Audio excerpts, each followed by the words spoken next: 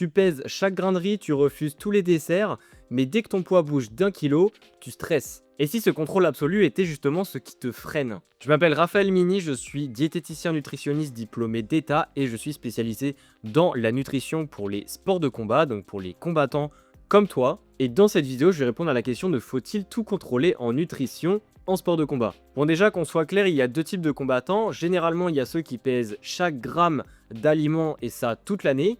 Et il y a les autres qui ne gèrent rien du tout et peu de temps avant la pesée, ils se mettent à paniquer. Eh bien, sache que la meilleure des solutions est entre les deux. Et personnellement, c'est ce que je fais avec mes combattants et les résultats ne se font pas attendre puisque toutes les pesées ont été validées pour eux, plusieurs titres ont été remportés et les performances sont au rendez-vous lors de leur combat. C'est pourquoi dans cette vidéo, je vais t'expliquer à la fois quand et pourquoi tu dois peser tes aliments, également pourquoi est-ce que ton poids il va toujours varier, la place aussi des aliments plaisir dans ton alimentation qui ne sont pas à bannir, je tiens directement à le dire. Et la dernière chose, eh bien, comment moi personnellement je fais avec mes combattants pour que tout cet équilibre-là se passe au mieux possible. Déjà la première chose, eh bien, est-ce que peser ces aliments c'est utile, est-ce que c'est nécessaire ou est-ce que c'est même obligatoire? Eh bien je dirais que c'est pas obligatoire mais ça peut être très utile dans certains cas. La première chose, c'est que peser ces aliments, ça reste un outil, ce n'est pas une nécessité. On peut très bien avoir des résultats sans cet outil-là. Mais vu que c'est un outil, eh bien, il va nous aider forcément à avoir des résultats. Et c'est pour ça que je peux facilement le conseiller. Et notamment quand on débute, eh bien, c'est intéressant de peser ces aliments pour avoir déjà une idée de la taille de tes portions visuellement, ce qui par la suite va t'aider à avoir les mêmes portions sans continuer à peser. Autrement dit, au début, que tu sois en off-season ou même durant la saison ou même durant une phase de cutting, eh bien oui, c'est intéressant de peser tes aliments pour apprendre à te familiariser avec les portions que tu dois avoir pour justement apporter ce qu'il faut à ton corps. Mais par contre, si tu as déjà pesé avant et que tu as une idée des portions visuellement, eh bien si tu es par exemple en off-season, je pense pas que ce soit très utile de peser au gramme près tes aliments et tu peux très bien t'en sortir sans si évidemment tu as les bonnes bases en alimentation. Et d'ailleurs, si tu es intéressé par la prise de muscle en off-season, je t'invite à regarder la vidéo qui s'affiche par ici où je t'explique tout ce qu'il faut mettre en place pour le faire bien. Mais par contre, si tu es en cutting, eh bien je t'invite quand même à être beaucoup plus précis.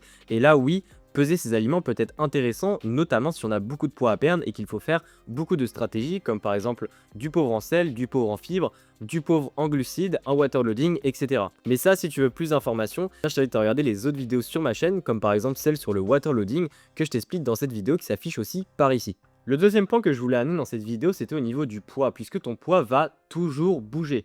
L'hydratation, le glycogène, le contenu aussi digestif, c'est-à-dire la quantité en grammes d'aliments que tu vas manger dans une journée, également les hormones et aussi le cycle menstruel pour les femmes, et bien tout ça, ça va faire varier ton poids chaque jour. Et c'est pour ça qu'en un jour, tu peux aussi bien prendre 1 kg, 1,5 kg ou tu peux même perdre 1 kg. Et ça, eh bien, ça ne veut pas dire que tu perds du gras, que tu prends du gras, ou même que tu prends de la masse musculaire ou que tu perds de la masse musculaire. Ça peut être de l'eau, contenu digestif, etc. Par exemple, si tu prends un repas extrêmement salé, imaginons un repas de famille, etc., repas très salé, eh bien le lendemain, ça se trouve, tu vas prendre 1 kg, mais c'est pas parce que tu as, on va dire, trop mangé durant le repas de famille et du coup tu as pris 1 kg de graisse.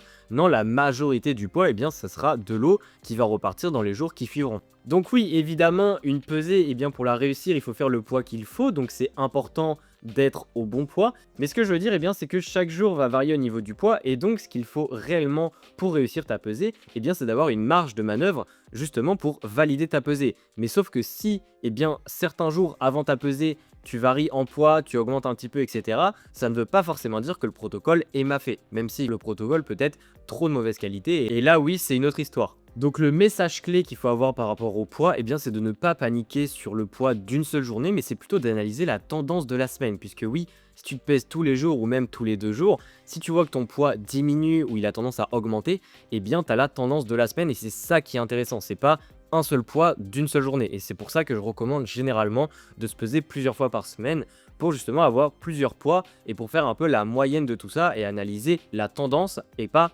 un seul poids isolé. Le troisième point que je voulais amener, eh bien, c'est au niveau des aliments plaisir. Ça, c'est super important. Généralement, moi, quand j'ai des combattants qui viennent me voir, eh bien, ils ont tendance à me dire, oui, moi, je mange clean.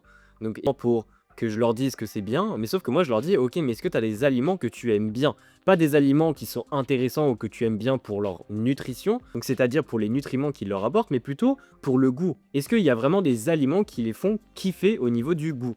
Et eh bien la plupart du temps, ils disent oui, mais sauf que je remarque que dans leur alimentation, généralement, il y a soit une très petite quantité de ces aliments-là, et on voit qu'il y a une certaine restriction qu'ils se font, ou alors même, ils ne les mangent pas du tout, parce que selon eux, eh bien, c'est pas possible, par rapport à leur statut, par rapport à leur objectif, d'avoir ces aliments-là dans leur alimentation. Et heureusement, eh bien, c'est faux, puisque oui, avoir des aliments plaisir dans ton alimentation, je peux te dire que d'un point de vue psychologique, c'est extrêmement important, et on sait tous que les sports de combat, eh bien, ça induit beaucoup le mental, et les aliments plaisir ont aussi leur place dans tout cet équilibre-là, mental, physique, etc., pour justement que tu puisses performer et avoir les meilleurs résultats possibles. Pour faire assez simple, moi ce que je recommande, c'est plutôt la règle du 80-20, c'est-à-dire que tu as 80% de tes calories de la journée, donc si tu pèses tes aliments, ça peut être intéressant, ou autrement, eh bien, si tu ne pèses pas, c'est intéressant de faire au moins 80% des aliments de ta journée, qui sont justement des aliments là pour les nutriments, qui sont là pour apporter ce qu'il faut à ton corps d'un point de vue physique, et aussi pour aider ton protocole à bien fonctionner,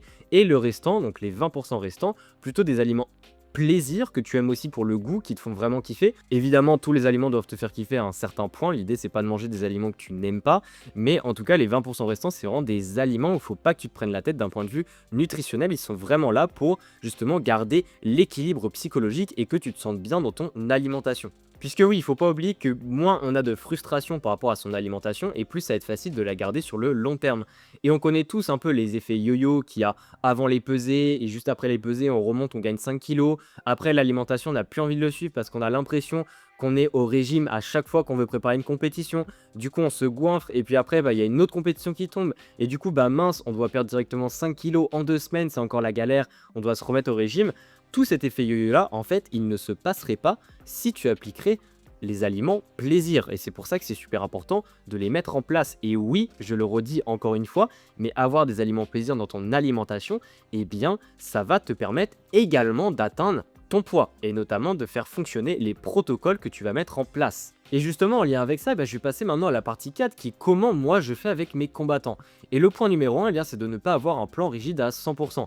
Puisque oui, ça dépend des combattants, mais chaque combattant a envie d'avoir une alimentation plus ou moins stricte, puisque certains combattants arrivent mieux à suivre si c'est vraiment assez strict, il y en a d'autres qui veulent plus de liberté. Ça dépend de chacun, mais encore une fois, l'idée, c'est d'avoir quelque chose de solide à long terme et qui fonctionne aussi à court terme, notamment pour réussir les pesées. Personnellement, ce que je fais, c'est parfois je fais des repas libres, c'est-à-dire qu'il y a certains repas dans la semaine où le combattant mange ce qu'il veut, et ça peut paraître fou dit comme ça, mais pourtant ça marche extrêmement bien, et d'un point de vue frustration pour le combattant, eh bien autant te dire qu'il n'y en a aucune. Pour d'autres combattants, eh bien c'est d'avoir un plan un petit peu plus global, c'est-à-dire qu'au lieu de mettre un aliment précis, eh bien je mets plutôt le groupe alimentaire, comme ça ils gardent beaucoup plus de choix. Ça c'est notamment intéressant pour les combattants et combattantes qui veulent garder une grosse variété alimentaire dans leur alimentation. Et puis après, il y en a d'autres où c'est plutôt des journées où c'est très strict, il y a des journées où c'est un peu plus plaisir, il y a notamment des repas qui sont pas forcément intéressants nutritionnellement, mais on sait que pour le combattant c'est important pour l'équilibre psychologique, donc ça aussi ça peut fonctionner.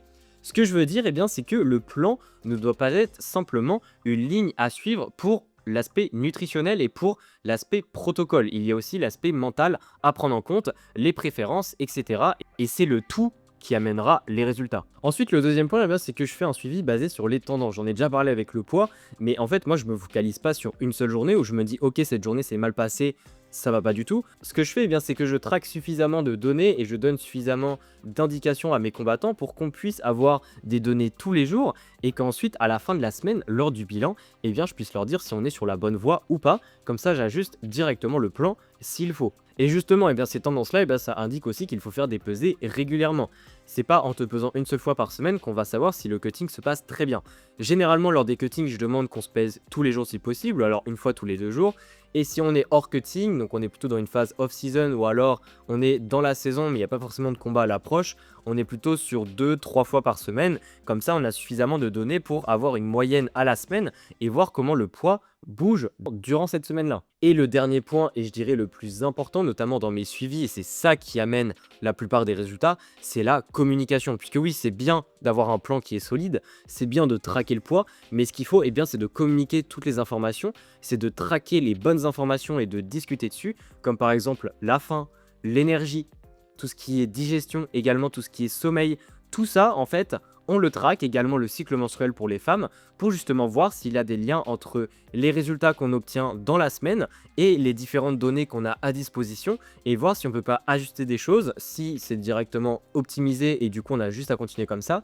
Et c'est toutes ces informations-là, c'est toutes ces choses-là qui vont nous permettre d'avancer journée après journée et du coup d'arriver à l'objectif dans les temps. Pour conclure, on pourrait dire que le contrôle en nutrition, c'est un peu un curseur, c'est-à-dire que c'est pas bouton on, bouton off, mais c'est plutôt on ajuste au niveau de la longueur, on met plus ou moins de rigidité, on met plus ou moins de flexibilité. Tout ça dépend du combattant, dans quelle phase tu es, de ton objectif, etc.